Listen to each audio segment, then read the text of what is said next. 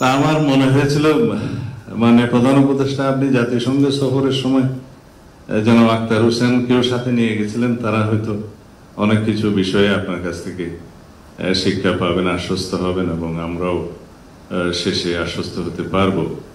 কিন্তু এখন দেখতেছি যে আমরা সারা রাত যা পড়লাম সকালবেলা ওটা আবার এটা রিপিটেশন, সেটা করা আমাদের মনে হয় উচিত হবে না।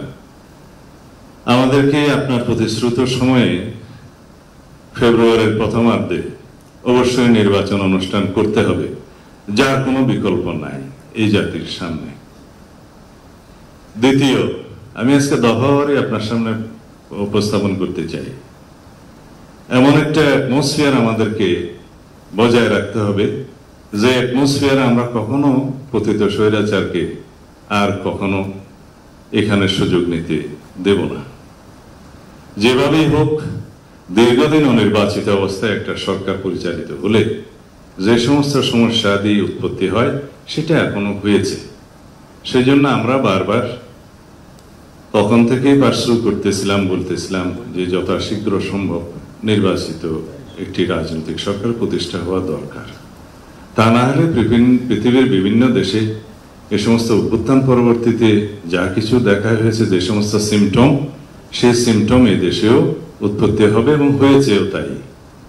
এখন আরো বিলম্বিত হলে আরো বেশি সমস্যার উদ্ভবের সম্ভাবনা বিস্তর।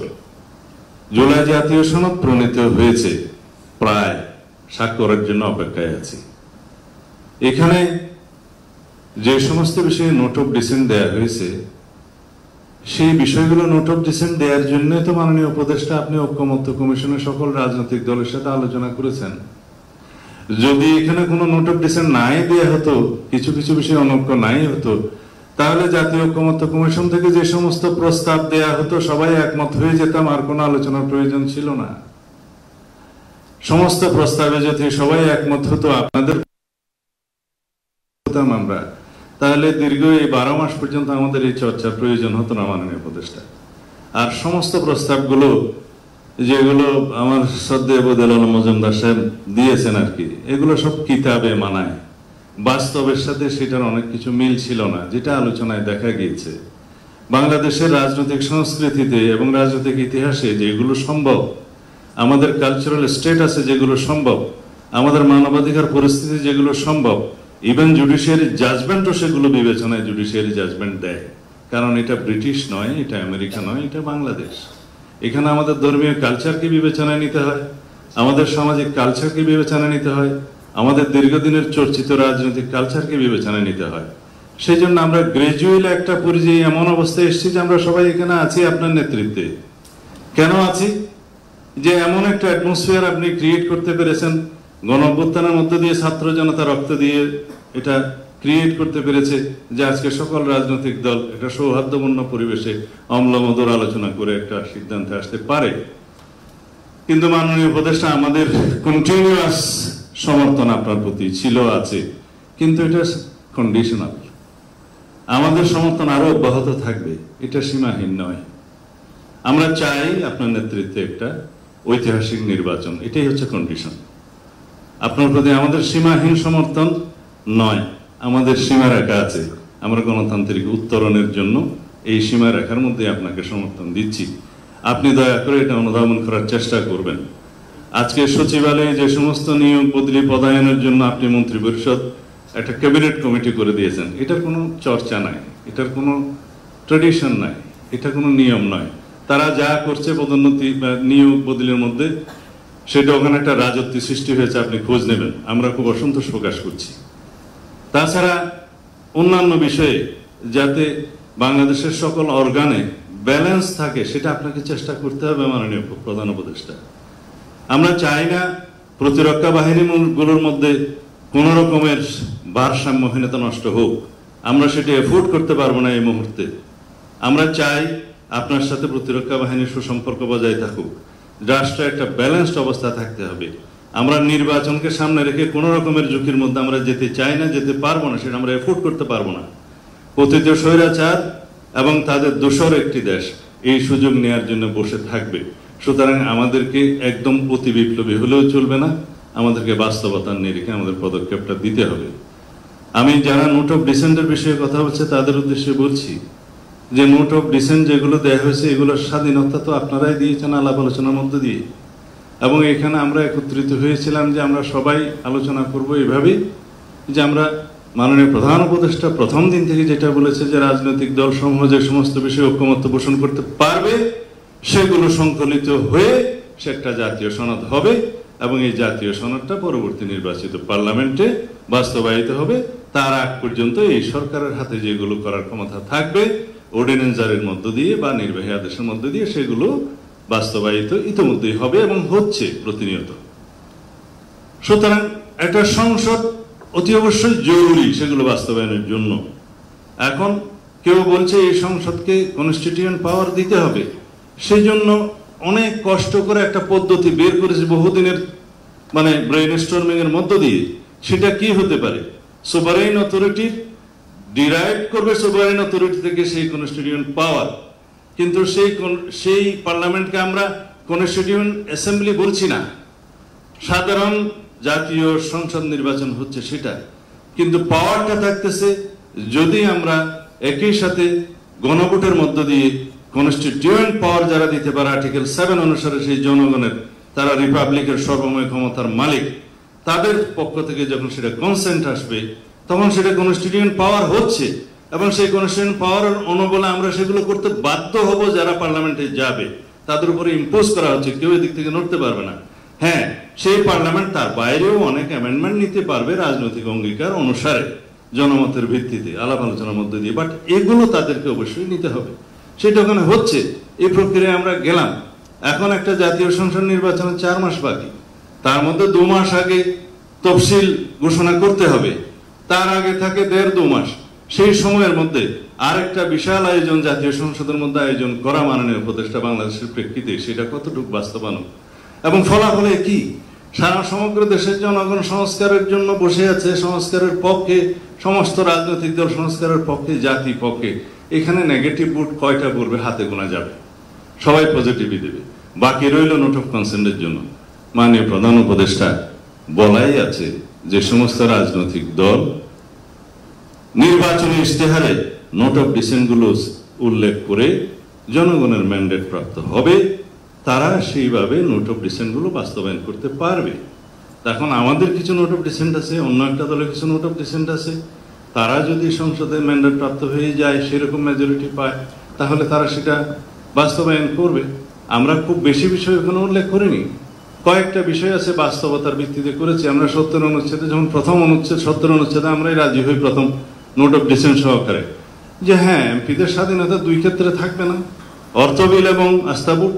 বাকি অনেকে বলছে এটার সাথে সংবিধান সংশোধনও থাকতে পারে, এগ্রিড। আমরা বলছি তার সাথে আরেকটা থাকুক, যে দেশে যুদ্ধ পরিস্থিতির মতো কোনো পরিস্থিতি হলে সেই সময় যেন এমপিরা স্বাধীনভাবে ভোটটা দিতে না পারে দলের পক্ষে।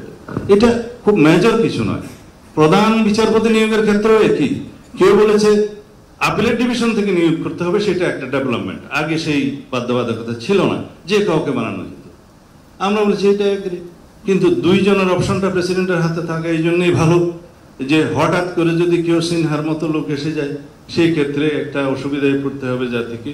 কারণ যে সমস্ত রিক্রুটমেন্ট হয়েছে জুডিশিয়ারিতে আপনারা সবাই জানেন যে আরো 15 বছর লাগবে এগুলো ক্লিন আপ হইতে।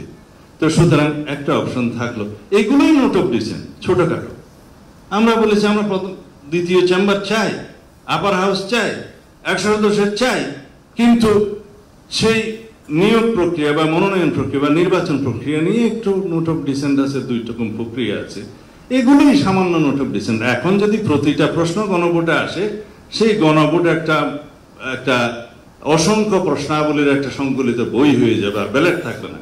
সেই জন্য আমরা বলছি যে জাতীয় সনদটা যেভাবে প্রণীত হয়েছে আমরা সবাই সেভাবে স্বাক্ষর করি, করার পরে সেটা পাবলিশ হবে, ওয়েবসাইটে যাবে, সরকার পাবলিশ করবে, ইলেকশন কমিশন পাবলিশ করবে, সমস্ত নির্বাচিত দল, সমস্ত রাজনৈতিক দলগুলো তাদের ইশতেহারে দিবে, জনগণ অবহিত হবে। ইন টোটাল একটা গণভোট হবে যে এই জুলাই জাতীয় সনদের পক্ষে আপনারা আছেন কি না, হ্যাঁ অথবা না বলেন, ছোট্ট একটা ব্যালট। এই একটা মাত্র কোয়েশ্চেন।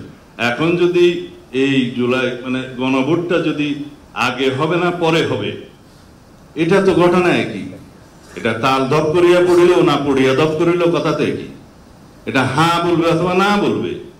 এখন যদি একই দিনে একটা ছোট্ট ব্যালটে গণভোট হয়, সেটা আমাদের জন্য সবচেয়ে সুবিধাজনক এবং আলাদা ব্যয়বহুল হবে না, আলাদা ম্যান পাওয়ার অ্যারেঞ্জমেন্ট করতে হবে না, আলাদা নির্বাচনী বাক্স হবে না, আলাদা বুথ চেম্বার হবে না এবং সমস্ত জনবল হবে না, অনেক কিছুই হবে না আরেকটা নির্বাচনের মতো। আমরা মনে করি যারা আগে গণভোট অনুষ্ঠানের জন্য পার্শ্ব করছে সেটা অবশ্যই তাদের অধিকার আছে, কিন্তু এটা কতটা যৌক্তিক আপনারা সবাই একটু চিন্তা করে দেখবেন। এবং আমরা মনে করি সেটা নির্বাচন বিলম্বিত করার একটা প্রয়াসও হয়তো বা হতে পারে, আমাদের কাছে তাই মনে হয়। তো সুতরাং আমরা একটা সমাধানে যাই মাননীয় প্রধান উপদেষ্টা। আমরা আরো অনেক কিছু বিষয় এখানে বলতে পারতাম, কিন্তু আমি লিমিটেড থাকতে চাই। আজকে জুলাই জাতীয় সনদ স্বাক্ষরের অনুষ্ঠানকে কেন্দ্র করে আর অনেক বিষয়ে বলতে চাইলেও আজকে বলবো না, কিন্তু সার্বিক বিবেচনায় আমরা মনে করি আমরা আজকে ঐক্যবদ্ধ হয়েছি, সবাইকে নিয়ে আমরা একসাথে বসছি। আমাদের মধ্যে অনেক তর্ক বিতর্ক হয়েছে, অম্লমন্দুর অনেক তর্ক হয়েছে, শেষ পর্যন্ত আমরা একটা কনক্লুশনে আসতে পেরেছি এবং আমরা সেটা প্রণয়ন করেছি। আজকে এসে যদি আবার সকালবেলা যেভাবে শুনলাম যে অঙ্গীকারনামার ওই দফাটা থাকলে অমুক অমুক পার্টি স্বাক্ষর করবে না, তাহলে কি করতে হবে? এটা দফাওয়ার এই জায়গায় সব লিখতে হবে যে কি কি আছে নোট অফ ডিসেন্ট। ঠিক আছে, লিখুন। দফাওয়ারি জায়গার বিপরীতে যদি আপনি লিখতে চান, আপনার পৃষ্ঠা 40টা না হয়ে হয়তো 50টাতে উপনীত হবে, কারণ প্রত্যেকটার পিছে পিছে এক একটা প্যারাগ্রাফ আপনাকে একই কথাগুলো লিখতে হবে, কিন্তু অঙ্গীকারনামায় থাকলে সেটা লিখতে হতো না। সেকেন্ডলি আসলো গণভোট আগে না পরে, সেটা তো এখানে জুলাই জাতীয় সনদের অন্তর্ভুক্ত কোনো বিষয় নয়। জুলাই জাতীয় সনদ হচ্ছে একটা সনদ, সেটা স্বাক্ষরিত হবে। বাস্তবায়নের জন্য সুপারিশ যেটা করবেন সেটা জাতীয় ঐকমত্য পরিষদ কমিশন সরকারের কাছে রিকমেন্ডেশন দিবে যে এই প্রক্রিয়ার মধ্য দিয়ে এটা বাস্তবায়ন করা যায়। It is not part of the charter. July জাতীয় সনদের অংশ সেটা নয়। এটা নিয়ে আলাদাভাবে আপনারা কথা বলতে পারেন।